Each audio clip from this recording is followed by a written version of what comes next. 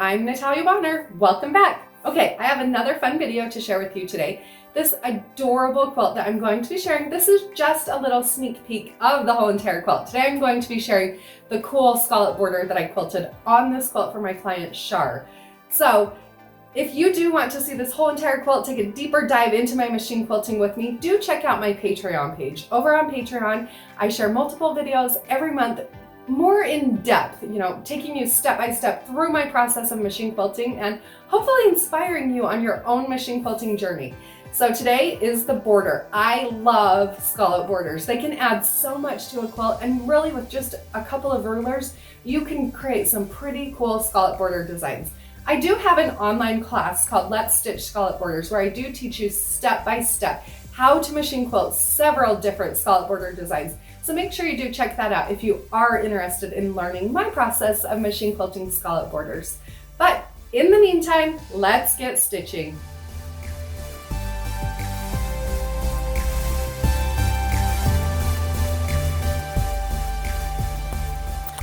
All right, so here's this adorable quilt after all of my machine quilting is complete. Today I am going to be focusing on that outside scallop border design, but of course I want you to be able to see what this whole entire quilt looks like.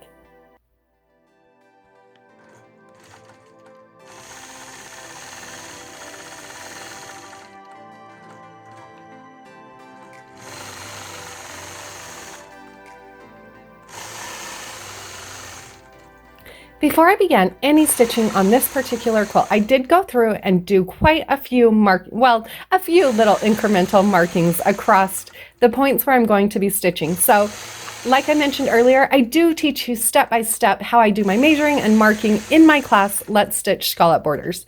Today you can see though I've done a bit of marking here. The marking pen that I like to use for all of my marking is the blue Mark Be Gone marker. Now I do switch and use the other colors when I'm marking on darks and things like that, but for here all the increments that you can see are marked with the blue Mark Be Gone marker.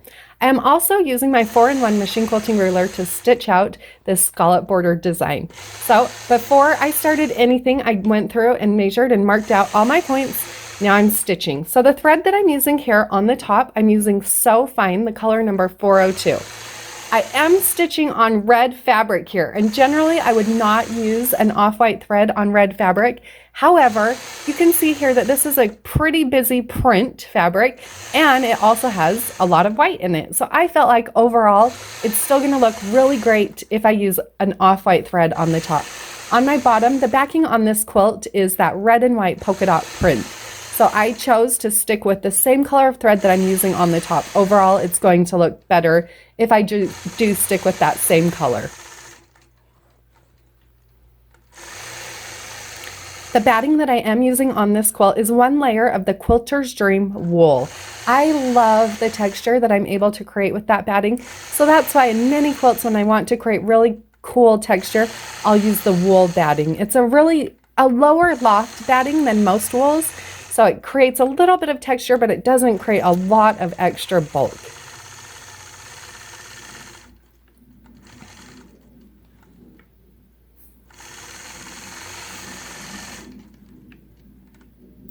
Anytime I stitch out a scallop border design, after I've done my markings, then I go through and stitch out the foundation of that design. So with this design, after I've stitched out this foundation, I'm going to start to add echoes to the outside, a little element to the inside, and we're also going to do some straight line quilting around the outside. I am a heavy quilter, so I like to add those extra elements to the outsides and often to the insides. So it's something you pretty much can expect to see in most of my quilting. Moving on here, I am starting to use the outside of this design. I'm going to work my way back across the quilt.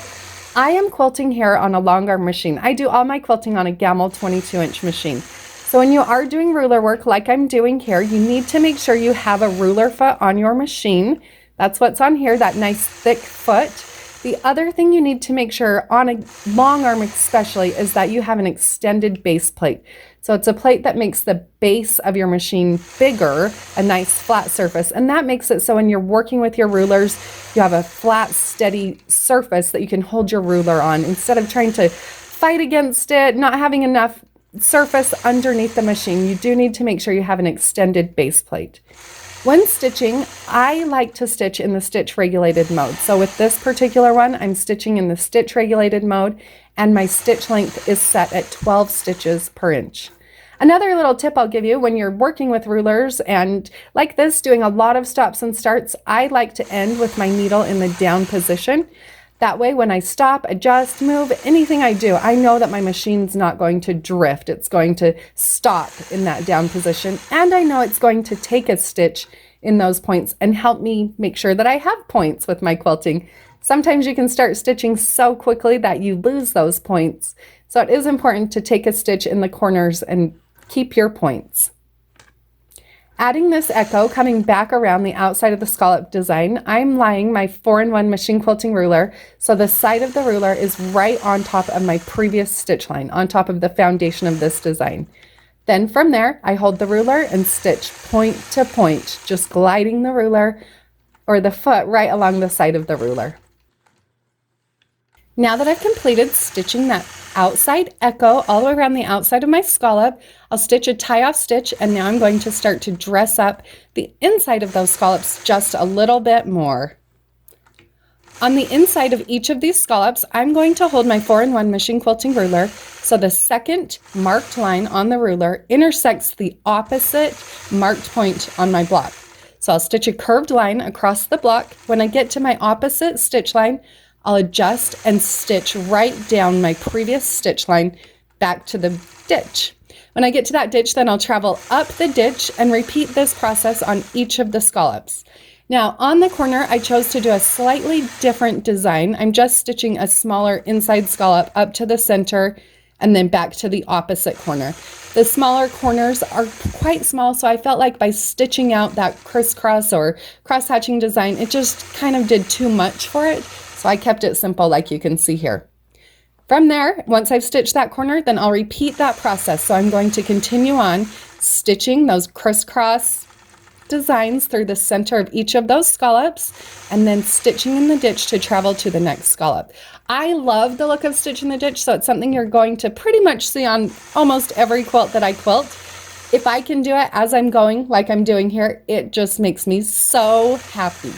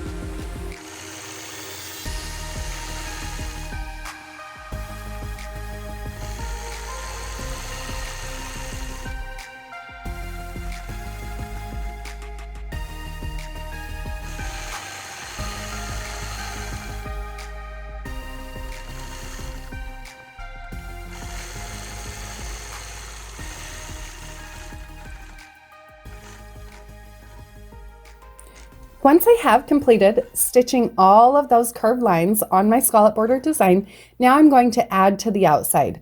On the outside of this design, I'm going to do evenly spaced 1/2 inch straight lines. So the 1/2 inch lines are coming out from my scallop. I chose to do straight lines because I'm going to be doing those in the center of the quilt on all of the red around each of the blocks. So I want to do that also on the outside so that when my quilt's done, there's going to be elements throughout the quilt that tie into the outside border.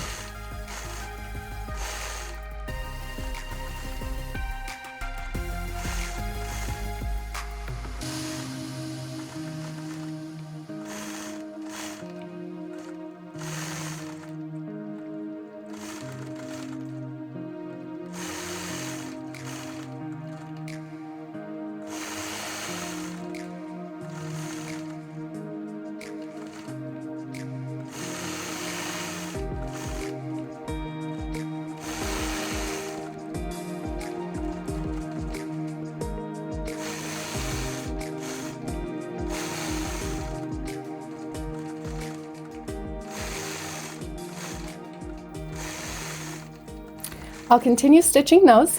When I get to my corner, I like to make my corners appear as if they are mitered corners for a design like this. So I'll stitch those corners to look as if they are mitered corners, then continuing on stitching those straight lines across the top of this border design.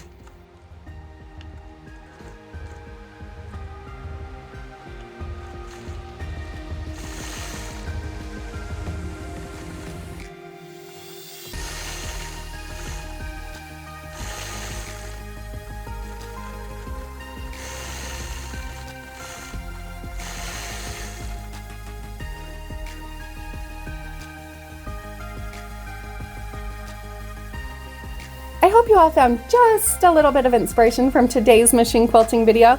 You can pick up the notions, batting, threads that I'm using here today on our website, pieceandquilt.com. But if you do want to take a deeper look at this adorable quilt, make sure you do check out my Patreon page, patreon.com/Natalia Bonner. Have a great day, everybody.